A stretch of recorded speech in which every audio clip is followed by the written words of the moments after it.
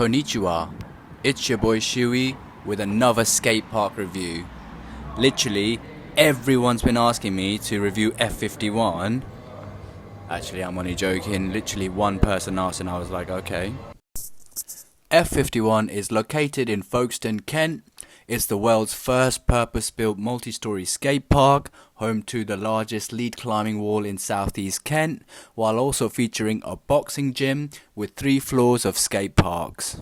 Off-peak times, it's £7 for 2 hours. On peak times, it's £9 for 2 hours. Weekday pass are £20 and weekend day pass are £25. I had to go to bookings and click on all different times to find out about each of these individual prices, as I cannot find the prices displayed all in one, which would have been so much easier. These prices are a good selling point and they should really be highlighted and communicated better to customers. Okay. A membership is £35 per month, which gives you unlimited access to the skate park and other perks. I am an ex-employee here, so I want y'all to know that this is a strict skate park review. If you disagree with anything I've said here, leave a comment and I shall get back to you. There are 2 lifts in this building, which is very convenient, and you can also take a couple of mandatory selfies. Okay, so I'm gonna start on level 1, the first floor in the building. Got some colourful spectator area over here. This concrete ball right here is 6 feet tall with an 8-foot extension with these pillars that you can transfer into. Around the corner you've got this oververt extension. I find the girth of this coping on this bowl to be slightly bigger compared to the other floors, which makes it hard to adjust. Overall, this bowl is pretty decent. You can treat it like a mini ramp going back and forth. You can also carve and pump around.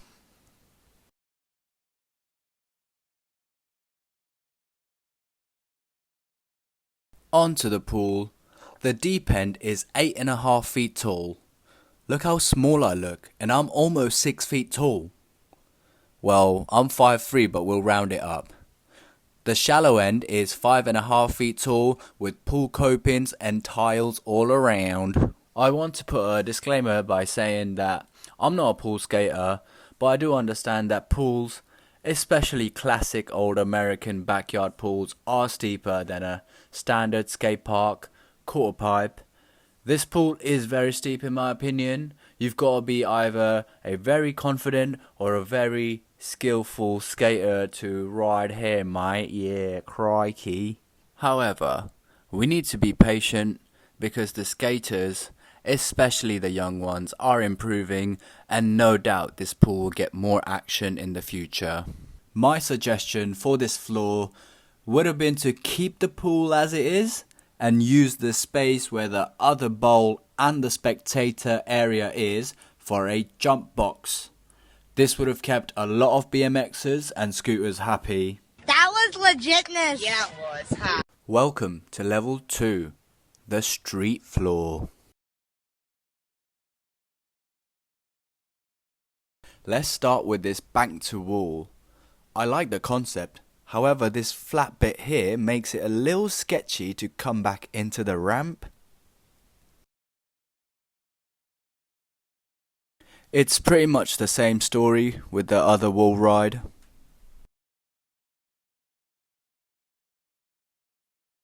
Two ropes attached to the ceiling which people can hold on to while learning tricks. Shout out to whoever came up with this idea, they really know what they're doing. These 2 freaking ledges, man. You can't grind them because it's built so close to the pillars and there ain't even enough roll up to it. I wish that these ledges were gone so that there'd be more space. Now, I'm no architect, but the pillars can stay. However, instead of having a circular pillar, they should have had a square pillar so that people can wally and stuff. Onto the 5 stairs, which connects to these 2 banks, and on the right hand side there is a ledge going into the bank. I'm not a big fan of this ledge to bank, as there's already another ledge to bank in the park, which we'll come to later. The round coping on this ledge makes it hard for skaters to lock into grinds. I personally think this ledge to bank is gnarly.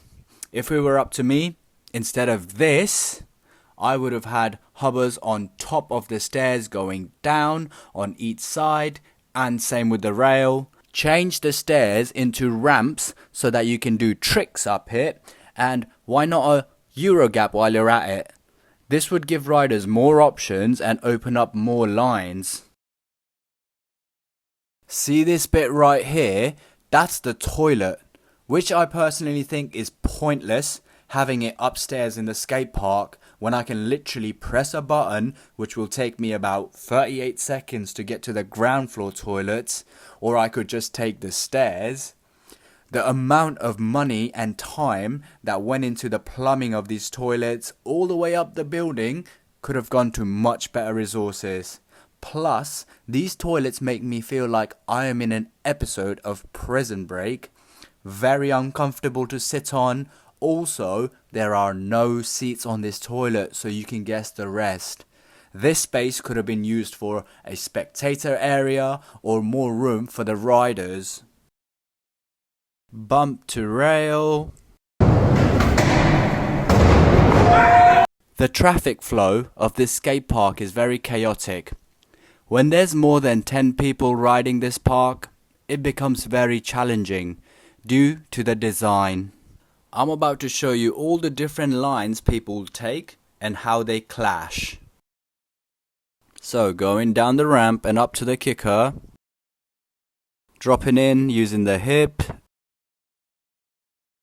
down the stairs, up the kicker, down the ramp and into the wally over.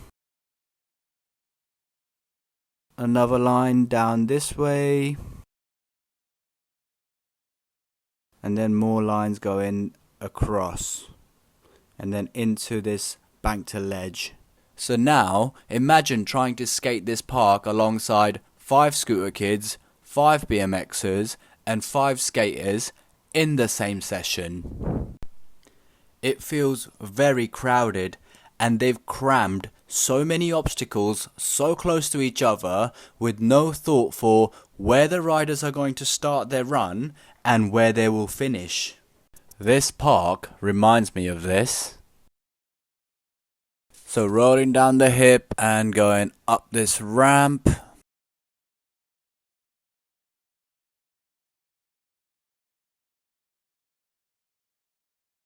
Next to the ramp, there's this ledge that goes straight into the ground.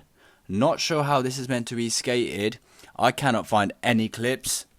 A bit like me, this obstacle gets no action. Also, the ledge on top is not long enough to jump onto coming up the ramp. Same story on the opposite side. I don't agree with the round coping with this weird cut off in the end. 3-foot quarter that spits you into the park.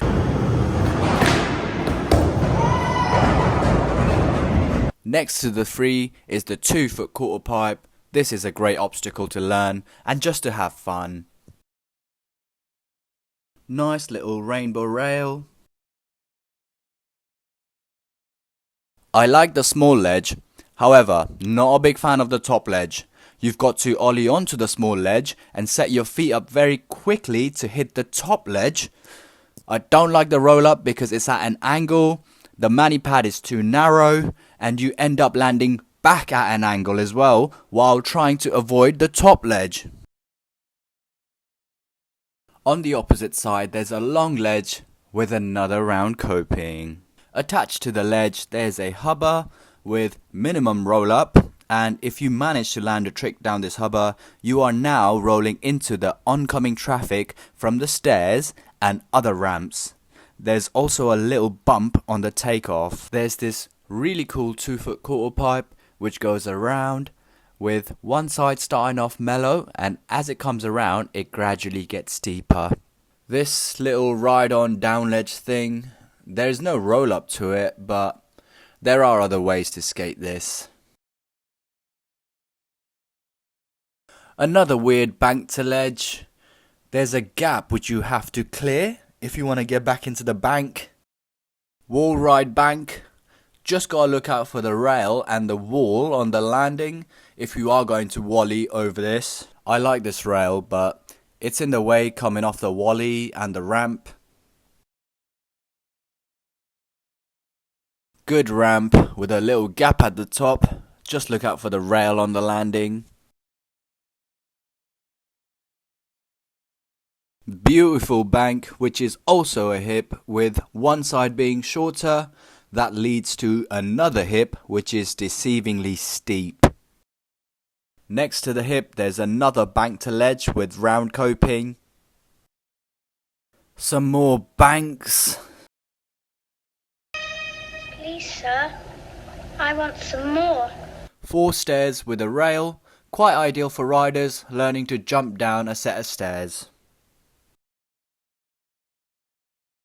Be aware of this blind spot in this busy area. There is a mirror on the top so you can see oncoming traffic around the corner. The spectator area can hold up to 6 people max sitting down, and you can only view half of the park. This is level 3, really cool floor, predominantly consists of 4-foot quarter pipes with 5-foot extensions, vert wall, a volcano, hips, bumps and pillars.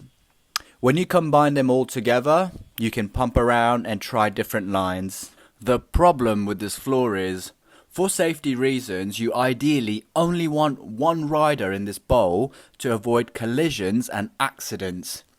Experienced riders can pick up a lot of speed in here, so imagine skating with 15 other riders on this floor. You have to wait a very long time for your turn to come around. Skating this floor with unexperienced riders is very difficult because they don't understand skate park etiquette. In order to minimize congestion, they could have built a quarter pipe in the middle on each side, which would have split this bowl, meaning more people would have been able to skate this floor at the same time like they do in Source Skate Park. Plus, if they really wanted to, they could always transfer into the bowls. This ledge with round coping has gats to go, cause spectators sitting down on this will be in the firing line. Instead, why not build a ledge near the wall? A little bump you can pump and a rainbow coping thingy. Also got this vert wall that you can sort of go back and forth and treat it like a mini ramp. So, all this space right here is the toilet, which I think is pointless. Like I said earlier, it takes 38 seconds on the lift to get to the ground floor toilets. This space could have been used to extend the bowl and make it bigger, or create more space for spectators. To conclude, I'm giving F51 a 6 out of 10. If you're going to build a commercial skate park, please make sure it's beginner friendly with good traffic flow and plenty of room for riders and spectators. Imagine being an 8-year-old beginner rider who now has to rub shoulders in a crammed, crowded skate park with 6-foot BMXs going 20 miles per hour.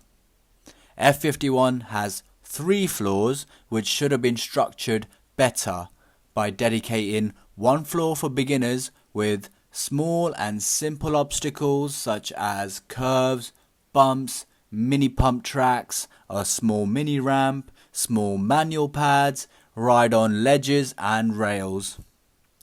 I really enjoyed my time at F51 because of the skate community there. Yes, I don't agree with the design. However, F51 has got me through plenty of cold winters and lots of rainy days. So, thank you.